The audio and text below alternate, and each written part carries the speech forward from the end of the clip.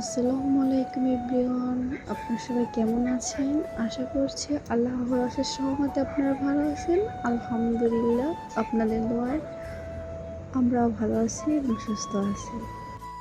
8 তারিখে আমি কোরবানির ঈদের ব্লগ ছেড়েছিলাম, তো সেটাই আমি সম্পূর্ণ ভিডিওটি দিতে পারিনি, কারণ ভিডিওটি অনেক বড় হয়ে যায়, তাই সম্পূর্ণ ভিডিওটি শেয়ার করতে পারিনি।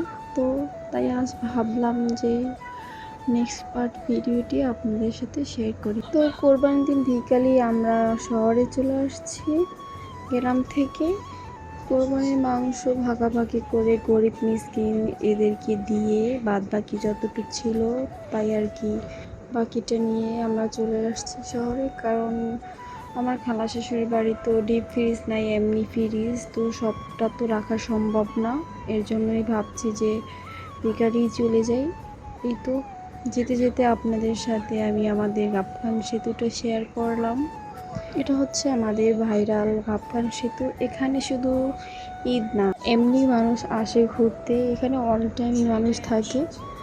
তো আমরা বাসা যাচ্ছি সবাই, আমি, আমার শাশুড়ি, তারপরে আমার খালা শাশুড়ি, আমার ছেলে ইভান, দেবর, তারপরে ননদ, এরা আর কি সবাই মিলেই চলে যাচ্ছে বাসায়।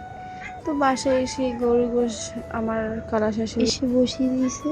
তো এখানে গরু গোশে যা যা মশলাপাতি যা লাগবে সব কিছু দিয়ে দিয়েছে। তো এখন আমি ভালো করে একটু নেড়ে চেড়ে আর কি ঢাকনা দিয়েছি। আর এই সাইডে আমার দেবর, সে হালিম খাবে, তো সে সেটা একাই নিজেই রান্না করছে। এই তো যারা যারা আমার ভিডিওটি এত দূর পর্যন্ত দেখেছেন, প্লিজ একটি লাইক করে দিবেন। আপনাদের একটি লাইক আমার ভিডিওটি অনেকের কাছে পৌঁছে দিতে সাহায্য করবে। আর যদি বেশি ভালো লাগে থাকে তাহলে প্লিজ একটা সাবস্ক্রাইব করে দিবেন। এই তো হালিমের জন্য এখানে সব মশলা টশলা দেওয়া হচ্ছে আর এখানে কষানো হচ্ছে।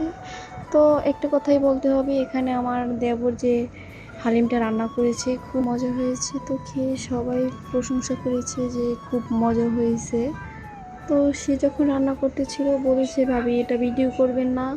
তো আমি তারপরেও তার সাথে দুষ্টুমি করে এটা একটু ভিডিও করতেছিলাম যে দেবরে রান্না করেছে সেটা ভিডিও করবো না, সেটা বললে কি হয়।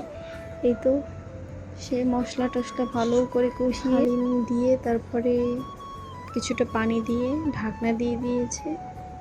আমাকে বলেছে, ভাবি আপনি এটা হাত দিবেন না, কারণ আমি এটা নিজেই রান্না করব। তো সে ছোটো মনোযোগ যখন রান্না করতে চেয়েছে, তো আমি কিছু করিনি, ওই সব রান্না করেছে।